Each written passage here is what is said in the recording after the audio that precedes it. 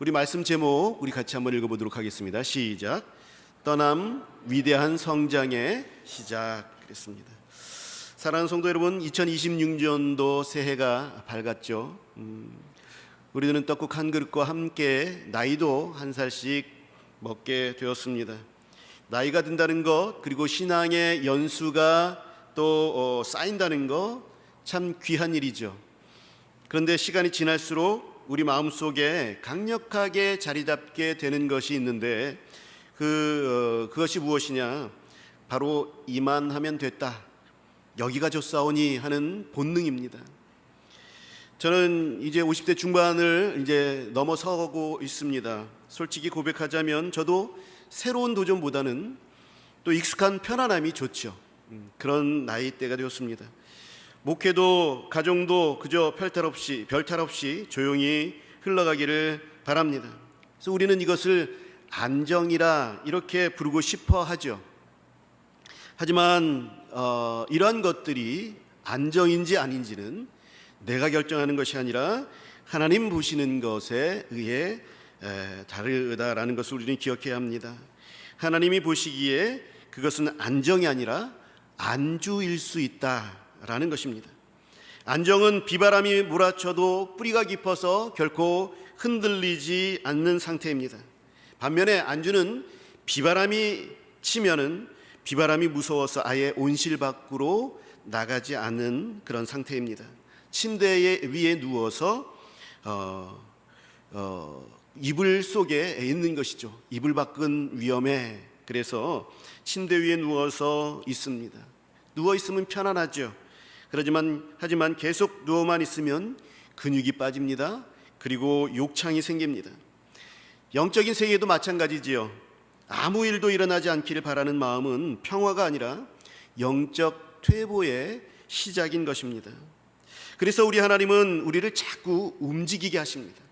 우리에게 또 여러 가지 것들을 보여주시고 이리로 가라 저리로 가라 인도하시고 또 계속해서 뒤에서 등을 떠밀어 주시는 거죠. 우리들을 또 안내하여 주시는 것입니다. 어느 개그맨이 이런 말을 했다고 합니다. 변화가 두려우십니까? 하지만 아기도 기저귀가 찝찝하면 갈아달라고 웁니다. 뽀송뽀송한 새 것으로 변화되기를 바라는 것이지요 라고 얘기를 했습니다. 하물며 하나님의 자녀인 우리가 구습에 젖은 채로 찝찝하게 살아서는 안 되겠다라는 것입니다. 오늘 말씀을 통해서 안주하고 싶은 우리의 자리를 박차고 위대한 성장의 길로 떠나게 하시는 우리 하나님의 음성을 우리가 다 듣기를 축원합니다. 첫 번째로 오늘 말씀을 통해서 우리들이 깨닫게 되기를 원하는 것은 말씀이 우리들에게 들려오게 될 때에, 하나님의 부르심이 우리들에게 있을 때에, 하나님께서 무언가를 우리들에게 깨닫게 하실 때에 익숙하고 안락한 자리에서 우리는 떠나야 한다라는 것입니다. 안주하고자 하는 그런 마음들을 우리는 버려야 한다라는 것입니다. 오늘 본문의 아브라함을 한번 보십시오. 아브라함은 당시 세계 문명의 중심지였던 갈대아 우르에서 그리고 하란에서 살고 있었습니다.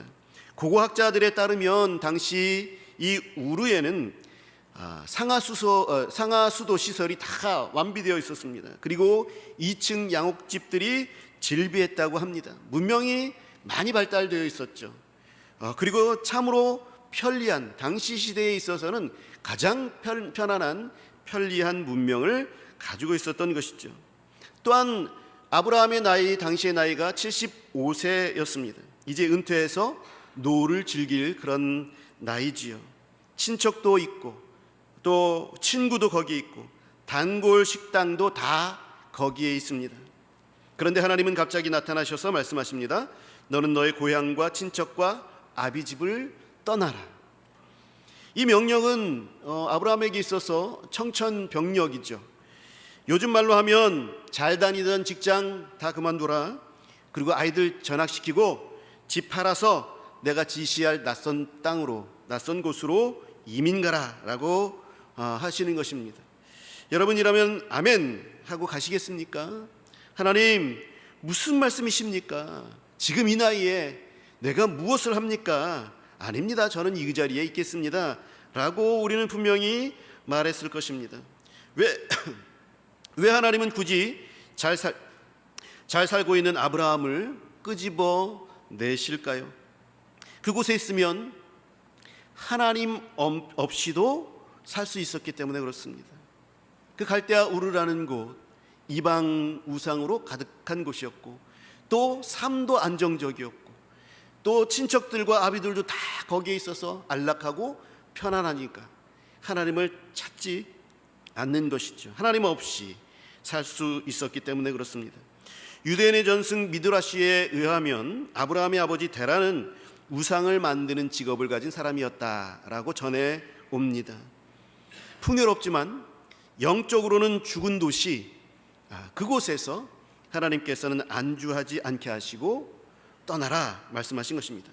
하나님이 우리를 찾으실 때는 항상 우리가 있는 그 자리에서 떠나기를 요구하십니다. 하나님께서 매 순간 우리에게 말씀하여 주실 때에는 너 그 자리에서 떠나야 돼, 그리고 내가 인도하는 곳으로 가자라고 부르시는 부르심이 항상 있는 거예요. 모세는 이집트에서 도망친 후에 미디안 광야에서 40년 동안 별탈 없이 안주하면서 지냈습니다. 그러나 하나님은 그 생활에서 떠나서 이스라엘 백성의 출애굽을 위해서 이집트로 다시 가라라고 명령하셨습니다. 다윗은 양치던 들판을 떠나서 이스라엘의 왕이 되기 위한 수많은 모험들을 해야 했습니다. 예수님의 열두 제자들도 그들의 배와 그물과 직업들을 떠나야 했습니다. 떠남 없이는 만남이 없고 포기 없이는 성취도 없는 것입니다. 내가 안주하려는 자리에서 떠날 때에 가는 곳곳마다 우리 하나님의 준비하신 은혜를 우리가 경험하게 되고 또 생생하게 살아계신 하나님을 만나게 되는 것입니다. 하나님이 동행하시니 당연히 그 하나님을 만나게 되는 것이죠. 그 자리에 안주했을 때는 아무 일도 일어나지 않게 되는 것입니다. 우리가 안주하려는 갈대아 우르, 우리가 그곳에 머물려고 하는, 자꾸 머물려고 하는 그 갈대아 우르는 어디입니까? 이 정도만 신앙생활하면 됐지 하는 적당주의에서 우리는 떠나야 합니다. 변화보다는 유지가 편한, 그냥 그대로 있는 것이 편한 우리의 매너리즘에서 우리는 떠나야 합니다.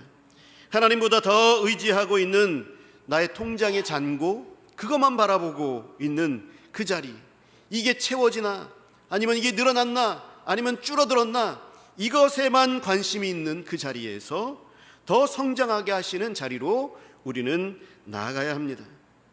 성장은 익숙한 곳과 결별하는 순간 시작되는 것이죠. 하나님이 너 거기서 떠나 내가 지시하는 곳으로 함께 가자 라고 말씀하실 때에 곧바로 여러분 순종하시기 바랍니다. 그곳이, 우리가 가는 그곳이 후회가 되지 않을 그러한 자리인 것이 분명하다라는 것을 기억하시기 바랍니다. 둘째로 오늘 본문을 통해서 우리가 깨달아야 하는 것은 하나님이 인도하실 줄 믿고 가야 한다라는 것입니다. 인도하실 줄 믿고 가야 한다. 오늘 우리가 가장 주목해야 할 말씀이 바로 이것입니다. 하나님은 내가 네게 보여준 땅으로 가라 이렇게 말씀하지 않으셨습니다. 우리 하나님은 내가 네게 보여줄 땅으로 가라 그렇게 말씀하셨죠. 성도 여러분, 이 차이가 느껴지십니까? 우리는 여행 갈 때에 지도를 원합니다. 목적지가 어디인지, 그리고 가는 길에 휴게소가 어디에 있는지, 또 맛집은 어디에 있는지, 이런 것들을 다 꿰뚫고 머릿속에 다 정리하고 출발하고 싶어 하죠. 그래야 안심이 됩니다. 이러한 성격과 성품을 타고난 사람들이 있습니다. 그래서 아주 조직적이고, 그리고 처음부터 끝까지 계획을 잘 세워서 계획적이죠. 세상을 살아갈 때 꼭 필요한 또 성품이기도 하고 또 특성이기도 합니다. 이런 거 가지고 있을 때에 참 편안하게, 편리하게 또 이 세상을 살아갈 수가 있습니다. 그러나 우리가 한 가지 잊지 말아야 할 것은 하나님께서 우리에게 보여줄 땅으로 인도하신다라는 거예요. 보여줄 땅이기 때문에 우리가 본 적이 없습니다. 우리들은 모든 것을 다 꿰차고 모든 것을 다 알고 그래서 계획한 대로 모든 것이 착착 진행되는 것을 원하고 있지만 하나님은 보여줄 땅으로 가라고 말씀하십니다. 목적지를 알려주시지 않는 거예요. 그냥 일단 짐 싸서 나와, 그리고 어느 쪽으로 갈지는 그때그때마다 내가 알려주겠다라고 하는 것이 하나님의 방식이에요. 하나님은 왜 이렇게 답답하게 하실까요? 여기에는 하나님의 깊은 의도가 숨겨져 있습니다. 하나님은 우리에게 종이 지도가 아니라 내비게이션이 되시기를 원하기 때문입니다. 옛날 종이 지도는 전체 경로가 다 보이죠. 그래서 지도가 있으면 그 지도를 보고 갑니다. 하지만 내비게이션을 켜면 어떻습니까? 부산까지 가는 그런 길이 한눈에 다 보이지는 않습니다. 그러나 당장 눈앞에 100m, 그리고 잠시 후 우회전입니다 라고 하는 음성만 들려오게 되지요. 우리는 그 음성을 믿고 핸들을 꺾습니다. 그러면 그 다음 길이 보이고 그 다음 길을 또 안내받습니다. 하나님은 아브라함이 가나안까지 가는 25년의 여정을 미리 다 보여주지 않으셨습니다. 만약에 가는 길을 다 보여주셨다면 어떻게 되었을까요? 가는 길에, 아브라함이 가는 길에 기근이 있고 또 전쟁이 있었고 또 가정불화도 있었고 여러 가지 험난한 것들이 다 있었는데 이런 것들을 미리 다 아브라함이 알았다면 아브라함은 무서워서 아마 한 발짝도 못 뛰었을 것입니다. 하나님은 우리가 감당할 수 있는 만큼만 딱 한 걸음씩만 인도하여 주시는 것입니다. 이것이 보여줄 땅의 은혜입니다. 보여준 땅이 아니라 보여줄 땅의 은혜인 것이죠. 하나님께서는 한 걸음 한 걸음을 인도하십니다. 또 하나님께서 그렇게 답답하게 한 걸음 한 걸음을 인도해 주시는가? 왜 그렇습니까? 하나님이 원하시는 것은 정보를 우리에게 주고자 하시는 것이 아니라 관계를 맺기를 원하시기 때문에 그렇습니다. 만약에 하나님이 지도를 줘버리면 우리는 이 지도를 들고 이렇게 얘기할 겁니다. 하나님, 이제 안녕히 계십시오. 길은 제가 아니까 저 혼자 가겠습니다. 이렇게 말할 겁니다. 하나님은 그것을 원치 않으시는 겁니다. 하나님은 아브라함과 동행하기를 원하셨습니다. 하나님께서는 즐겨하시는 것이 있습니다. 하나님의 백성들과 즐겨하시고 원하시는 것이 있습니다. 그것은 바로 동행입니다.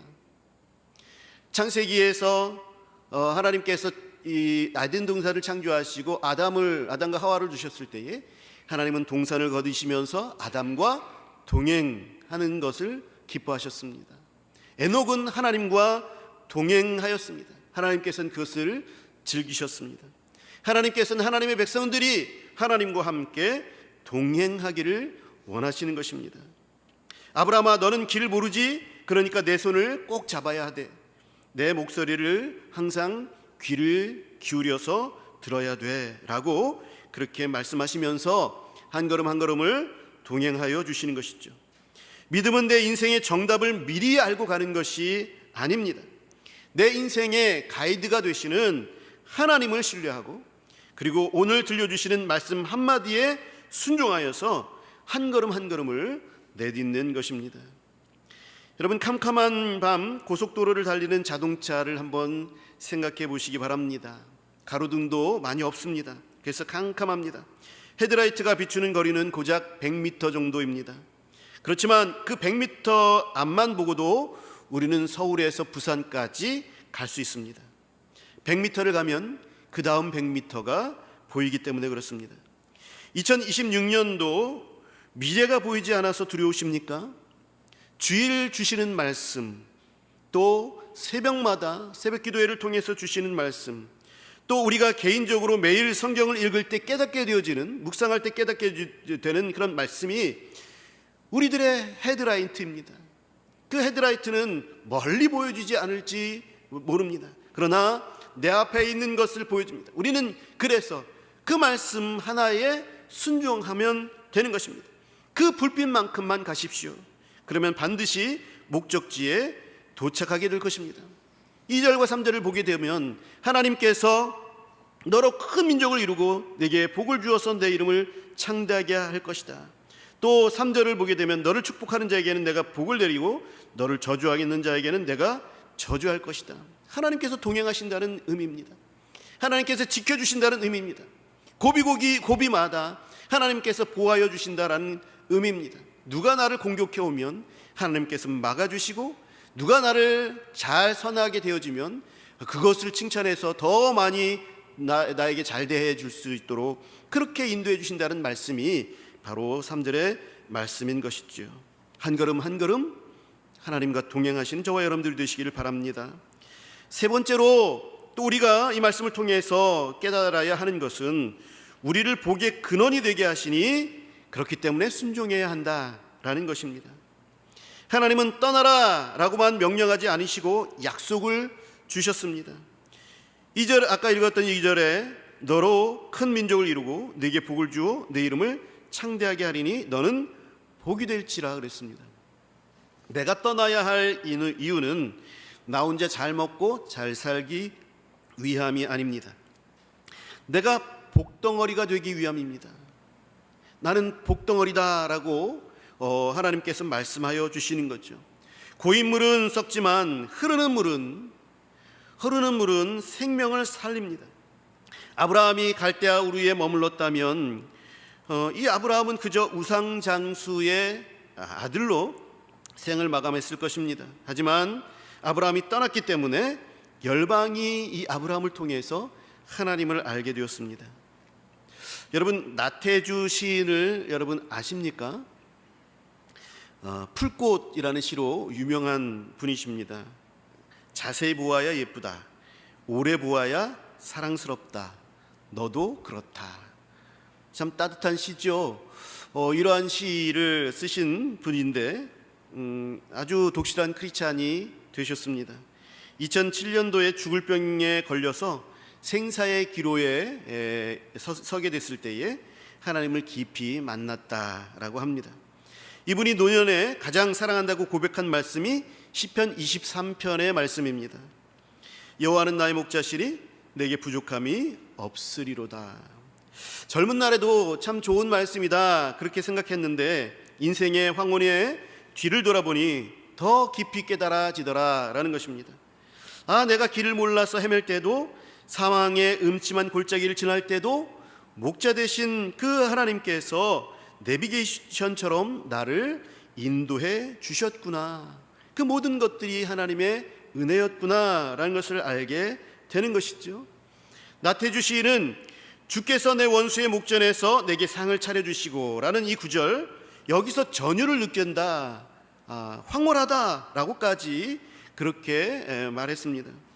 인생의 끝자락에 결국 하나님께서 승리의 밥상을 차려놓고 기다리신다. 그래서 내 인생의 끝자락은 승리의 밥상이구나 라는 것을 확신시켜 주시는 말씀이에요. 그래서 이 말씀이 항상 이 나태주 시인에게 황홀감을 준다고 해요. 벅찬 감격을 준다고 합니다. 확신을 준다고 합니다. 이것이 그분을 성장시킨 또 힘이 되었습니다. 우리의 순종은 당장 손해보는 것 같습니다. 하지만 하나님은 순종하는 자의 인생을 책임져 주시는 거예요. 우리를 부르셔서 따라가는 우리의 발걸음 끝에는 항상 은혜가 기다리고 있습니다. 하나님께서는 우리에게 은혜를 주시려고 우리를 부르시는 거예요.